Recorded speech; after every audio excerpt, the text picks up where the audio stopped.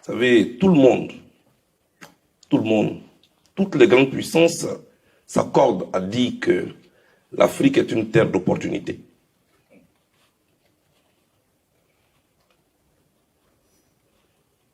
Que l'Afrique a du potentiel. Et tout le monde croit en ça, sauf les Africains.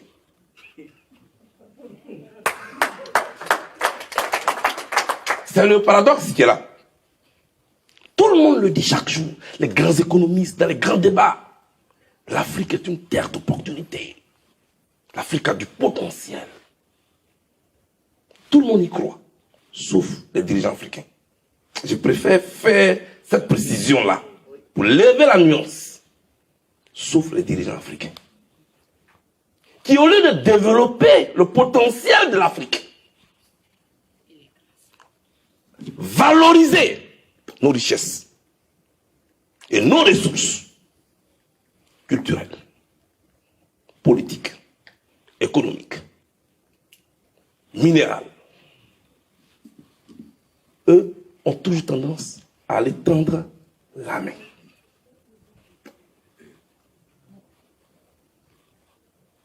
Vous avez tout résumé. Il n'y a pas de continuité historique. Il n'y a pas de conscience historique. Il n'a pas d'initiative. La continuité te permet de savoir d'où tu viens. Et que tu n'existes pas là comme ça, ex nihilo. Mais parce qu'il a été quelque chose, il y a une continuité. Ce qui te permet de prendre conscience de ton existence. Sinon, on n'a pas parlé de renaissance de l'Afrique. L'Afrique est déjà.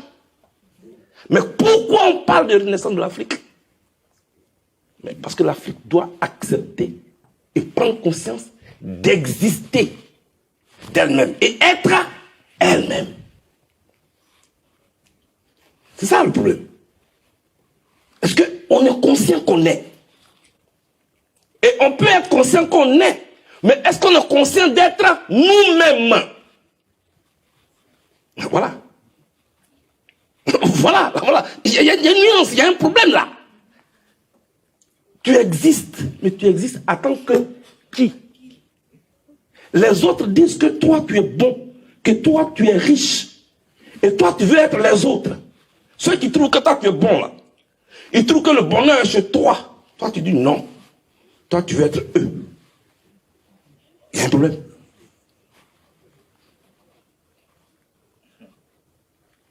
Manque d'estime de soi. Voilà le résumé. Manque d'estime de soi. C'est-à-dire, on est convaincu que le bonheur est ailleurs, qu'il n'est pas en nous, qu'il n'est pas chez nous. Il faut le chercher ailleurs. Et donc, on rentre dans ce que j'allais appeler un esclavage, un emprisonnement volontaire.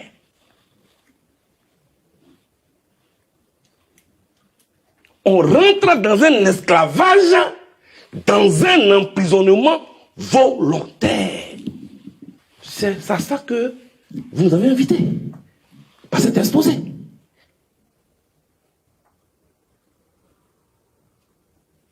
Est-ce qu'on est conscient de notre potentiel? Est-ce qu'on est content? Est-ce qu'on est conscient qu'on est? Prenez le marché africain. On peut parler. Prenez le marché africain.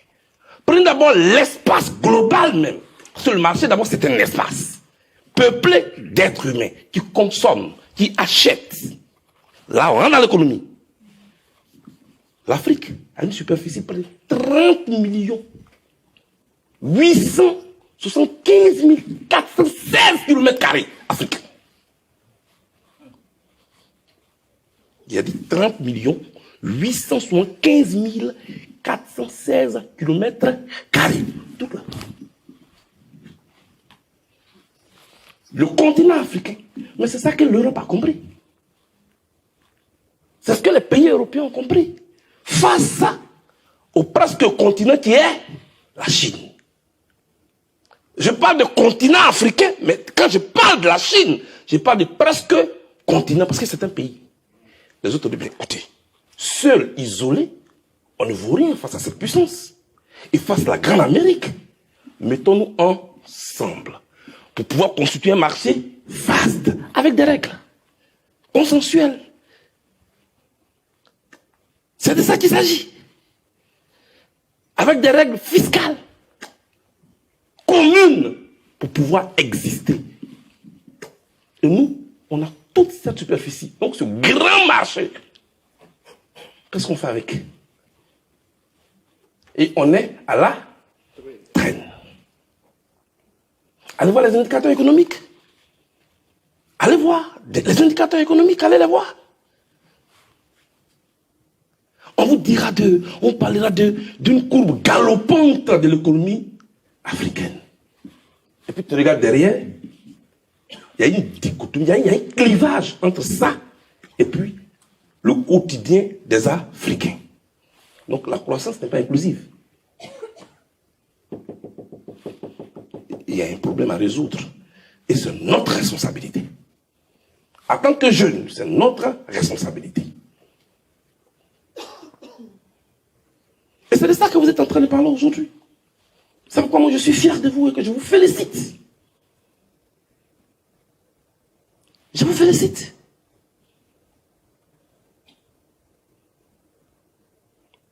Avant, on se plaignait, on dit oui, les gens, ils sont venus nous prendre pour nous envoyer chez eux. Vraiment, c'est l'esclavage, ils ne sont pas bien. Ils sont méchants. Ils frappent nos aînés, tout ça, nos sérieux. Et puis nous, on n'a pas envie de nous emmener là-bas. Ok. Maintenant, nous encore, on court, on va dire non, ne venez pas, non. Ils sont méchants, ils ne veulent pas qu'on parte chez eux. Ben, ne faites pas comme la poule. Oh, les jeunes ont donné quand même des anecdotes, il faut que j'en donne sur le doigt. Vous n'allez pas me battre mon terrain. Oui, c'était l'histoire entre la poule et la chienne. C'est deux camarades. La poule a commencé à se plaindre à côté de la chienne pour dire, toi, tu n'es pas bien. Chaque fois que tu me bats, moi, je viens pour te saluer, pour te féliciter. Quand moi, je me bats, quand j'accouche la tête, tu ne viens jamais. La chienne dit, pardon, il ne faut pas te fâcher avec moi. Tu sais, avec toi, j'ai un problème. Moi, je ne sais pas quand je vais venir pour te saluer. Parce que je ne sais pas à quel moment on doit dire que tu as accouché. Est-ce que c'est quand tu prends tes œufs là, ou bien c'est le jour où il y a l'éclosion et puis les poussins sautent. Donc, je ne sais pas comment te faire plaisir. C'est ça le problème des Africains. On est venu vous chercher, vous êtes fâchés. Vous voulez venir, on ne veut pas, vous êtes fâchés. Ça veut dire, restons chez nous, prenons conscience de notre potentiel. Développons, valorisons notre potentiel et nos richesses. Parce que nous vivons un monde de compétition où on ne perd plus le monde aux pauvres. C'est un monde de compétition. Sans pitié. Toutes les guerres que vous voyez aujourd'hui, là, le prétexte, c'est la démocratie. Mais la cause réelle, c'est l'économie. Quelqu'un fabrique des armes. Les armes, ce n'est pas des fleurs. C'est comme tous les matins, tu fabriques des beignets. Tu grilles des beignets. Mais il faut bien des gens passer par là pour acheter, pour manger. Alors, ceux qui fabriquent les armes, s'il n'y a pas de guerre, on va ça où? Alors, ils vont vendre ça où? Il faut bien qu'il y ait un besoin qui crée quelque part. Il faut déstabiliser. Pour que des gens qui ne se connaissent pas puissent se tuer au nom des gens qui se connaissent et qui ne se tuent pas. C'est ça la guerre. La guerre n'est rien d'autre qu'une confrontation où des gens qui ne se connaissent pas se tuent au nom des gens qui se connaissent, puis eux ils se saluent toute la nuit, ils ne se tuent pas.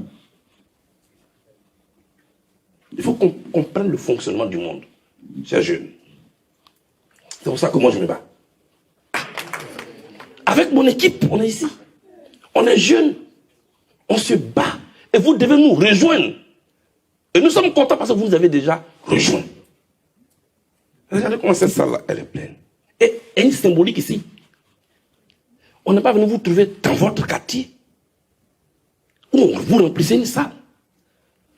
Vous êtes déplacés de plusieurs villes, de plusieurs pays. Vous avez payé votre transport. Vous avez dormi dans le car. Donc il y a cette volonté-là de participer. Il faut vous applaudir. Et ça, et ne vous y trompez pas du tout. C'est déjà un acquis. Ça, c'est déjà un acquis. Et moi, je voudrais vous féliciter pour ça. Tout ce qui a été dit ici m'édifie et me rend très fier. Et je voudrais prendre cet engagement que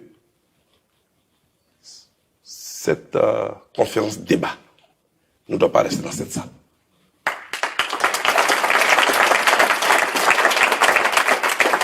Ce serait une trahison envers nos frères qui sont en Afrique, envers nos pays, que cette conférence reste ici. Cette conférence doit avoir lieu à Abidjan. Avec pour animateur, vous.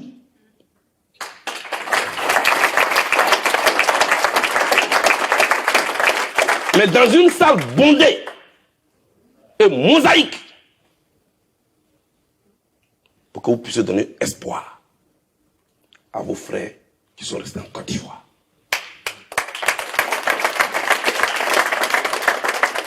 Je prends cet engagement. On va se concerter. On va réfléchir. Et ensemble, on va créer le cadre de réflexion. Parce que c'est un cadre de réflexion. Tout commence par là, la réflexion. Ne fuyons pas la réflexion. Affrontons les problèmes. On va les solutionner ensemble. Comment je suis content. Vous avez parlé de créer une conscience. Mais il y a beaucoup à dire sur ces sujets-là, camarades. On ne va pas quitter ici maintenant. Il y a beaucoup à dire. Parce que vous voyez, dans nos pays africains, ceux qui nous dirigent même, parce que ce n'est pas parce que toi tu diriges que toi tu es supérieur. Ah oui, oui. Ce n'est pas parce que tu nous diriges que tu es supérieur. Est-ce que tu es dans ta position de serviteur par rapport au roi qui est le peuple? Et que toi, tu dois servir et bien servir. Ce n'est pas de bonne gouvernance.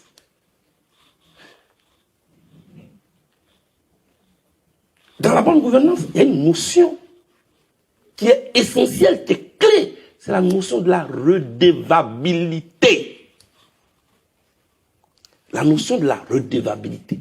Tu gères, tu es redevable. Tu dois rendre compte. Compte à qui? Au peuple.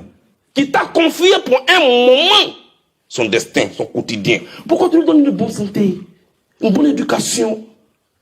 Tu crées des conditions pour une vie meilleure. Tu ne le commandes pas. Tu ne le pétines pas. Tu ne le nargues pas.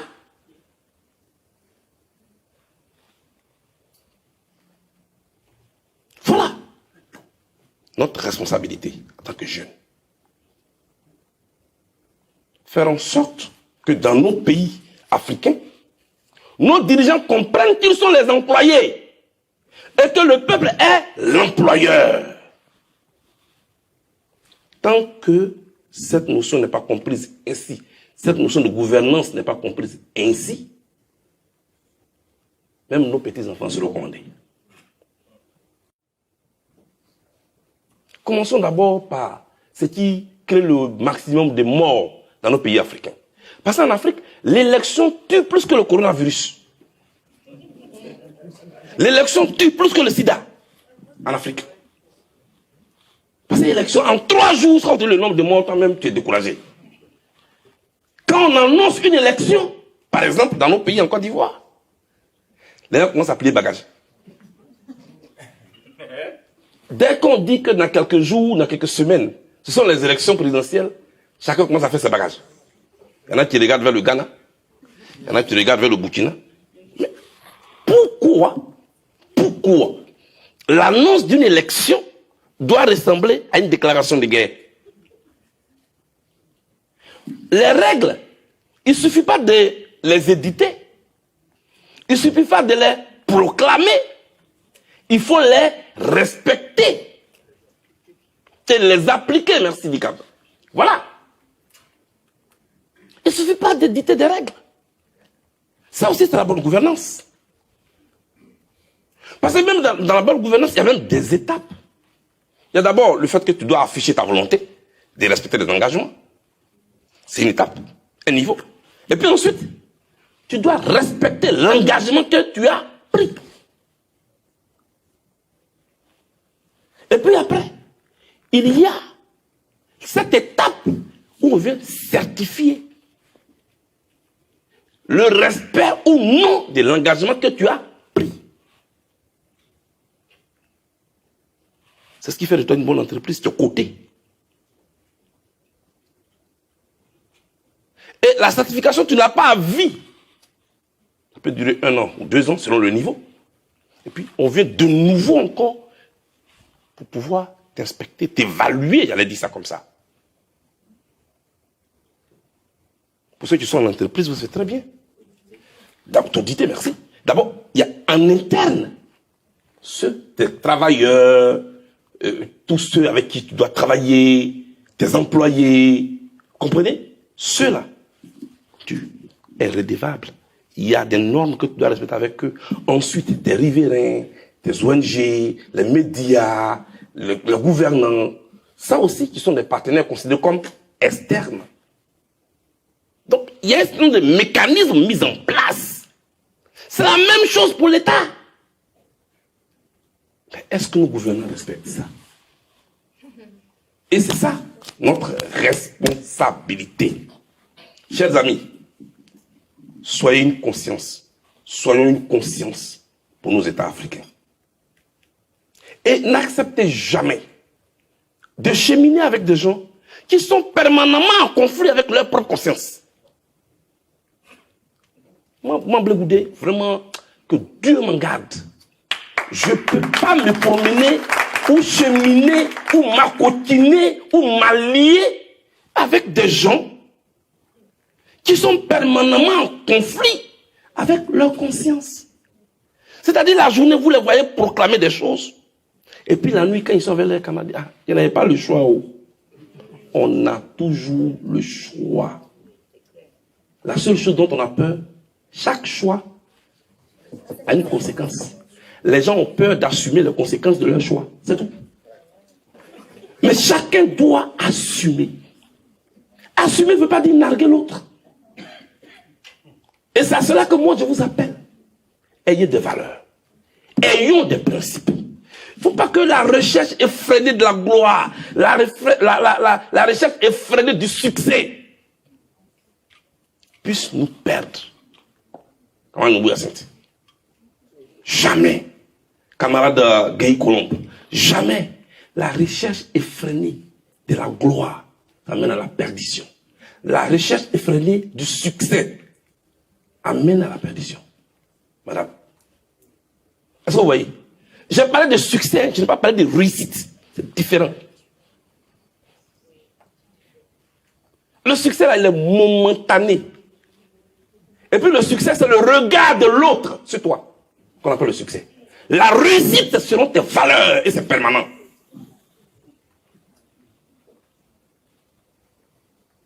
On dit, oui, nomination, ça c'est un rapport avec le succès. On l'a nommé, mais tout le monde est content. On dit, tel artiste a du succès.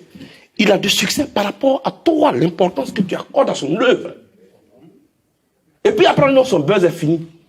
Mais pour l'autre. Quelqu'un me disait hier, quand Corona est fâché, parce que Poutine a pris son buzz. Et puis, le buzz de Poutine ne finit pas.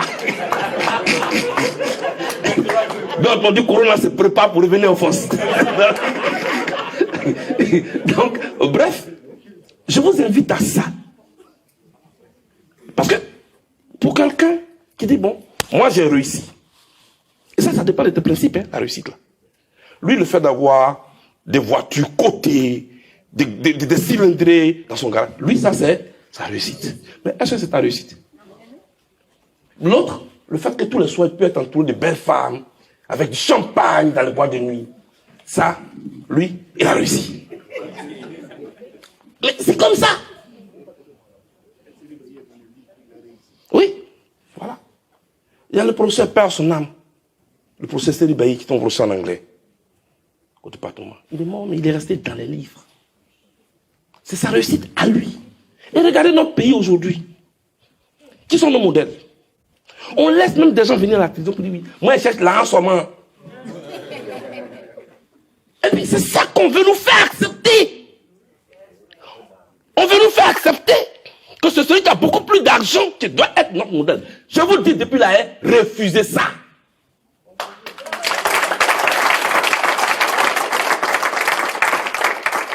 Ceux qui veulent vous faire croire que la vie se résume à avoir du matériel à satiété, que la vie se résume à avoir beaucoup d'argent en compte, et que vous devez seulement, votre vie, vous employer à cela, ils sont en train de perdre votre âme. Depuis la haie, je vous demande de refuser cette manière de penser. Je ne vous demande pas de ne pas chercher de l'argent. Ça aussi, ce serait vous mentir. Mais ce n'est pas que ça, la vie. La vie, il y a des valeurs. C'est important. C'est la connaissance qui amène à produire la richesse.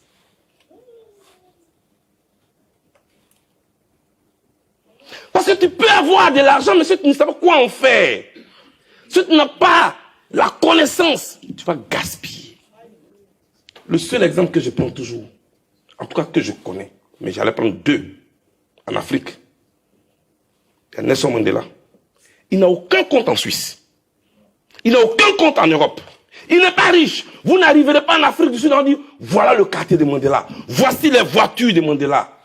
Mais tous ceux qui dans ce monde ont de l'argent s'abaissent et s'inclinent devant la grande âme de Nelson Mandela. C'est ça un homme. Et partout où tu rencontreras un enfant ou un petit enfant de Nelson Mandela, tu es obligé, que tu le veuilles ou non, de t'incliner. C'est ça qu'il a laissé comme richesse à sa descendance. Et ça ne finit jamais. C'est-à-dire aujourd'hui, quelqu'un qui quitte quelque part, qui peut se marier à un enfant de Mandela. Et puis il fait de petits Mandela à vie. Ils sont respectés. Parce que leur père, leur grand-père ne s'est pas employé à la recherche effrénée de la richesse. Il a nourri son âme et cette graine-là, il nous l'a léguée. Il a légué ça à l'Afrique digne. C'est ça qui est notre vrai héritage. Et c'est ce combat-là que nous devons mener sans narguer quelqu'un, sans refouler quelqu'un, en étant des patriotes.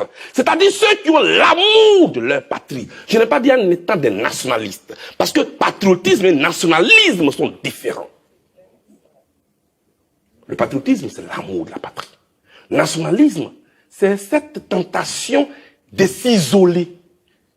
C'est cette tentation de s'enfermer.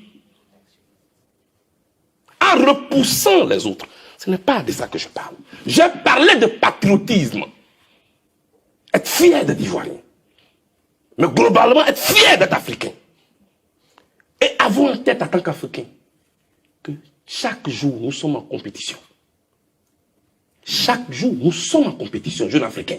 Chaque jour, nous sommes en compétition, jeunes Ivoiriens, jeunes Sénégalais, jeunes Maliens, jeunes Burkinabés, jeunes Burundais, jeunes Bissau-Guinéens. Chaque jour, nous sommes en compétition avec le reste du monde. La Chine l'a compris. Aujourd'hui, elle fait partie des économies avec lesquelles il faut compter. Mais aussi surprenant que cela puisse paraître, le savez-vous,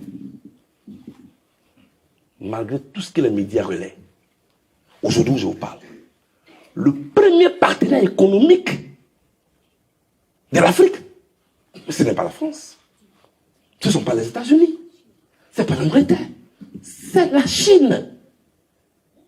Mais loin devant. Je vous regarde comme si j'étais à Manchester, où je suis allé à l'école. Les jeunes Chinois là, ils étaient plus nombreux que les Anglais même dans l'école là. C'était une volonté des dirigeants chinois que d'aller former leur jeunesse pour qu'elle revienne pour rendre le pays compétitif.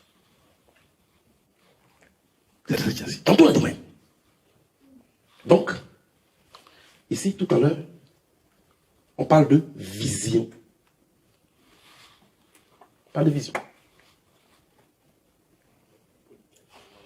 Parce que là, quand je prends l'éducation, on peut vous donner tous les budgets du monde que vous voulez. Mais si vous n'avez pas de vision pour le système éducatif, un rapport avec les besoins du moment de votre État, vous allez vaciller. Donc, tout n'est pas qu'une question d'argent. Tout est une question de vision. Une vision à incarner et à réaliser. Est-ce que nous avons des dirigeants qui rêvent de faire de l'Afrique un continent qui compte? Un jour. C'est une vision. Donc, tout est une question de volonté politique. Quel est ce continent qui produit l'uranium, qui produit l'or, qui produit le cacao, qui produit le café? C'est-à-dire que tout ce dont on a besoin au monde pour fabriquer les portables, pour fabriquer les armes, pour fabriquer chocolat, pour fabriquer café. Et puis eux, ils sont les derniers. C'est quoi ce paradoxe-là? J'ai cité ces exemples-là pour vous inviter à ne pas vous lancer dans la recherche effrénée d'argent. Parce que ça aussi, même au niveau individuel, ça c'est pas la bonne gouvernance de ta personne. Parce que c'est vrai que la bonne gouvernance, c'est la recherche de la performance, donc du résultat, mais pas le respect de l'éthique. On parle de l'entreprise, on parle des individus aussi. Un État qui se construit sur de la fragilité ne peut pas durer dans le temps. Un État doit se construire à base de valeurs. Je dis bien de valeurs. Chaque citoyen de l'État doit se considérer comme un ambassadeur de sa nation, de son continent. Partout où il va, qu'il soit journaliste, qu'il soit paysan, qu'il soit enseignant, qui qu'il soit, il doit se dire, je suis, moi, en mission pour mon pays, pour mon continent. Et regardez, en France, quand la France est en crise, il n'y a plus de socialistes, il n'y a plus de républicains, il n'y a pas de gauche, il n'y a pas de droite. C'est la France. Souvent on critique ça, on ne doit pas critiquer ça. C'est ça que nous, on doit tricher. Ça, c'est bon. On partage un pays ensemble. Enseigner à nos dirigeants, les amener à comprendre qu'on peut être chef de parti politique. Parce qu'on a besoin d'un appareil pour pouvoir conquérir le pouvoir d'État. Mais on veut élire maintenant le président de tout un pays, de tout un peuple. Donc une fois que tu es élu, tu es le président de tout un peuple, tu n'es plus le chef de clan. Je voudrais vous dire que je suis content de cette initiative-là. Et camarade Ma, et tout ton bureau, et tous les représentants ici, camarade Gueye, et tous les autres, je vous encourage à multiplier ce genre d'occasion.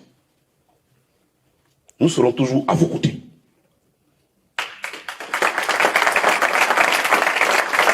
Nous serons toujours à vos côtés. N'oubliez jamais que vous êtes en Europe. Vous n'êtes pas de l'Europe. Oui. Vous êtes en Europe. Vous n'êtes pas de l'Europe. Je ne vous demande pas d'aller haïr l'Europe. Un jour, tout ce que vous êtes en train d'acquérir comme connaissance doit servir vos petits-enfants.